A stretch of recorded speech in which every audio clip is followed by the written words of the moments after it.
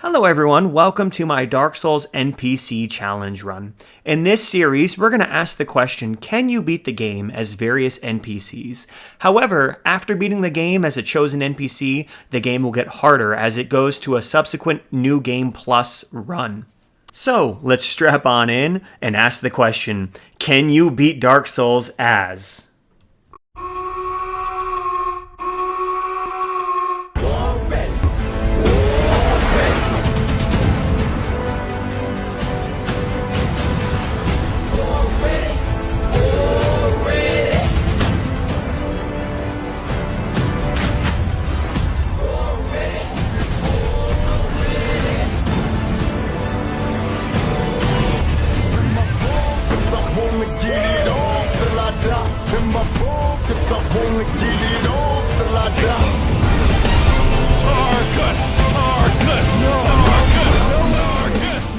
Hello everyone and welcome to our Iron Tarkus run.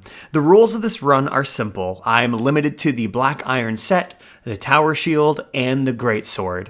Tarkus isn't known for using any miracles or spells, so I don't have access to any of those. I'm allowed to swap my rings. And because Iron Tarkus is known for having armor that was specifically crafted for him, I will be leaving the armor on for the entire run. The lore also states that Tarkus is the leader of the Baronike Knights, and 3 of them have been left on the maps gone hollow. So Tarkus is going to kill all 3 of them and lay his former brothers to rest. Also, I'll describe a little bit more later that after the first boss, I decided I didn't want any help on any other boss fights. However, we did end up breaking that one other place, and I'll explain why that happened later on in the run. That being said, let's get on into this. Starting off, I used the Asylum Demon to get used to the moveset. I thought Solaire felt powerful, but this guy was like operating heavy machinery. Heading through the Burg, I continued to get used to this monster. I deliberately chose to face the Tauros Demon man to man. And this really gets into the theme of the run. With Iron Tarkus, I felt like I was just stomping across the map and handling any problems that got in my way. I made my way to the Undead Chapel and I handled the first Baronike Knight and we laid our former brother to rest. After this, I headed up to the Gargoyles, and funny enough, this was the section of the run that I struggled with the most. I was still trying to get the hang of this big, slow, powerful build surrounded by fast, buffed, New Game 5 enemies, and the Gargoyles were honestly just too much for me. I feel ashamed to say that I ended up summoning Solaire after multiple deaths, and the help he gave me in the fight was just too easy. So I determined right here, right then, that I would not summon any more help for any other bosses for the rest of the run. We were going to man up and be Iron Tarkus. This was only broken for one other boss, and again, I'll explain that later in the run. Heading down to Blighttown, there was no big deal, and I killed Mildred, no problem.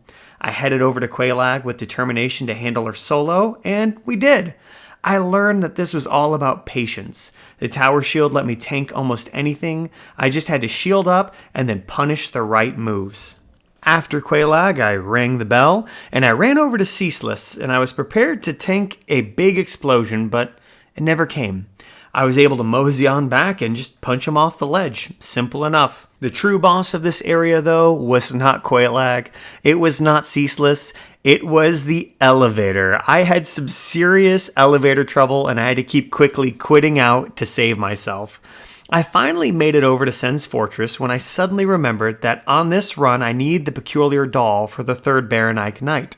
So I headed back to the Undead Asylum to grab the doll. After grabbing the doll, Oscar wanted a piece of me, and I tell you what, he bit off more than he could chew. And finally, I headed back to Sen's Fortress once again.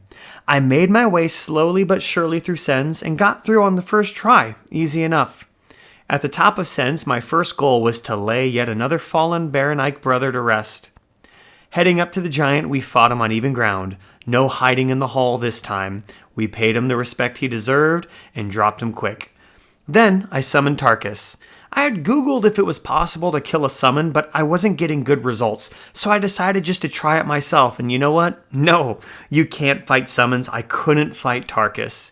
And then we come to what was my biggest regret of the run.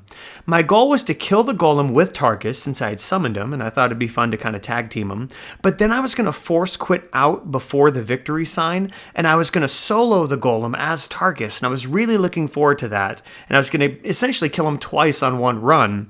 But I flubbed the force quit, and I lost the opportunity to 1v1 the new Game 5 Golem as Tarkus. This makes me so sad.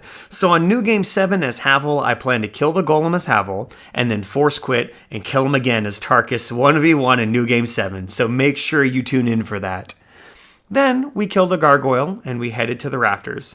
This is apparently where many people think Tarkus fell to his death, and I disagree since he made it through Sen's Fortress, so I was determined to prove them wrong.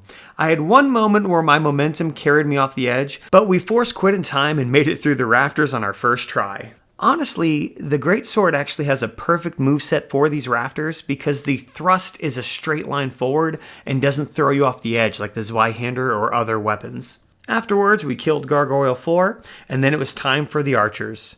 One force quit did the trick, and we made the archers on our first try as well. Then we headed over to Ornstein and Smough. I made the brave choice not to bring Solaire. We manned up in 1 versus 2 the dastardly duo. Again, the recipe was patience and punishment. We took our sweet time. I waited and baited Ornstein to death. Then it was just a matter of killing Smough.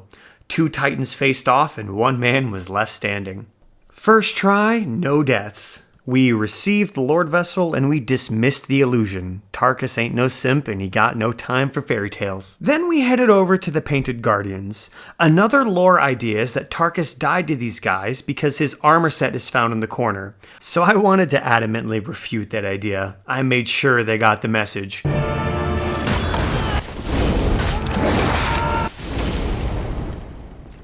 And then I entered the painting.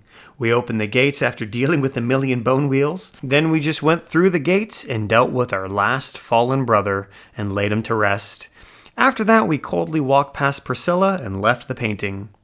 Then we headed over to Sif. Killing Sif was pretty easy. Our poise was way too high for the puppy to hurt us. And then we headed over to New Londo to grab a key, drain a lake. Then we fought the 4 kings.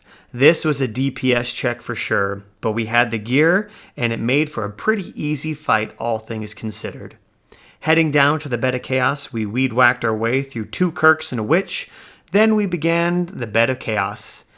I've been watching a speedrunner called Jakers who taught me to run at the right hand to bait out a slam, but I didn't have the pacing right for the jump afterwards, and I started going insane on this boss. But we finally got our aim correct and stomped on the bug. After that, I headed on over to Duke's Archives, and every run I've been able to make my way through there no problem.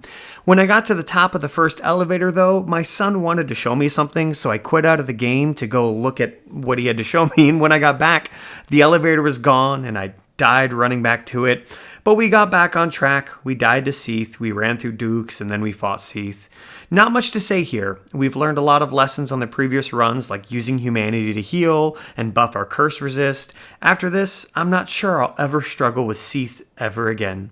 Down to the catacombs, we killed Pinwheel. I ran all the way to Nito, killed the skeletons with the Divine Greatsword, then switched to a Fire Greatsword, nuzzled into Nito's groin and just smacked him to death. It's sad how his attacks just don't land when you get in his face. It makes him pretty much an easy fight. I placed the Lord Vessel, I made my way down to Gwyn, and on this fight, there was no Solaire. The tower shield does not allow you to parry, so we couldn't parry him. It was just me and Gwyn, mano-y-mano. This was a great fight. Gwyn is faster, tankier, and hits harder. I had to learn which moves we could punish, and honestly, it wasn't very many moves. There was one stab and his grab attack, and I didn't quite know how to bait them, so this was a long fight, but patience won out. He caught me off guard once when I was trying to heal, but beyond that, my tower shield could tank most of his attacks, and we ended up getting him in the end.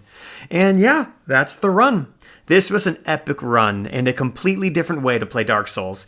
I felt like I was one of the bosses. The hardest part of the run was simply making our way across the map, dealing with hordes of fast enemies, and the bed of chaos almost gave me an aneurysm. But Tarkus taught me patience.